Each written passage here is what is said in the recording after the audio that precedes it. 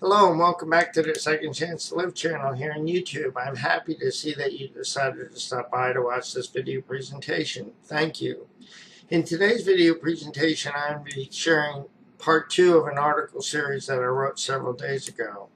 If you have not watched part 1 of this video series, I would encourage you to do so, as each part builds upon the previous part. As you watch this presentation and questions come to mind, or you would like to leave a comment, I would love to hear from you. Please send those questions and comments to me. And remember, all questions are good questions. So read the article, put my glasses back on, and bring up the article. Again, thank you for your time. I always enjoy having you here on the Second Chance to Live Two Dog Bull YouTube channel and on Second Chance to Live. Here's the article. Second Chance to Live, Spiritual Awakenings and Practical Hope, Part 2. In the event that you have not already read Part 1 of this series, please do so by clicking on the following link. And I include a link to that on Second Chance to Live. I discovered that I no longer needed to judge my efforts and that I could pursue progress, not perfection. I discovered that I could stay off my back and that I could be gentle with myself. I discovered that I could use my gifts, talents, and abilities in ways that work for me for the people who want what I have to give. I discovered that I no longer needed to be invested in specific outcomes, but that I could find satisfaction by doing the footwork, planting seeds, while trusting a loving God with the outcomes. I discovered that I could let go of the big picture and trust the process. I discovered that I could trust a loving God to put the pieces of the puzzle together in the correct order and at the right time.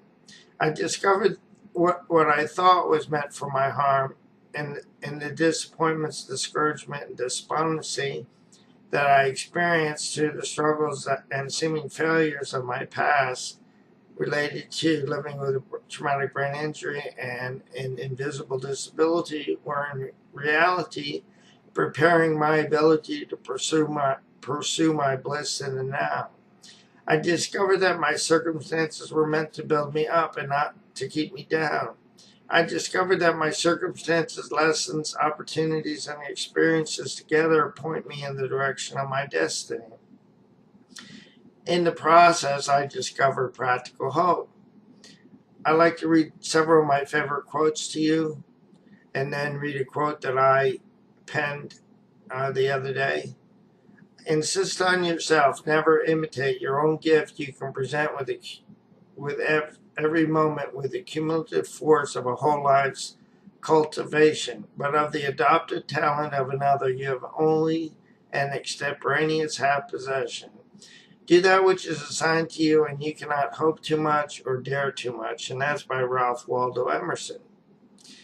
The next quote, if you advance confidently in the direction of your destiny and endeavor to live the life that you have imagined, you will meet with a success unexpected in common hours. And that's by Henry David Thoreau. And this is the quote that I wrote.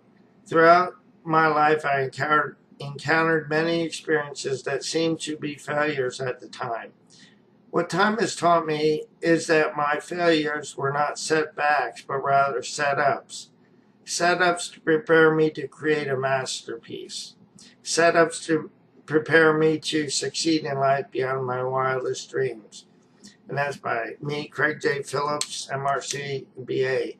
I want to thank you for your time. I always enjoy you being here. Again, if you have questions or you'd like to leave a comment, I would love to hear from you. Please let me encourage you, as I need to remember and encourage myself. Do not give up on yourself, a loving God, or your process, because more will be revealed with time. Our best days are out in front of us. And remember that God is for you, not against you. God is not mad at you. He's madly in love with you. I'll say so long for now, my friend. God bless both you and your family. And thank you again for your time. Bye now.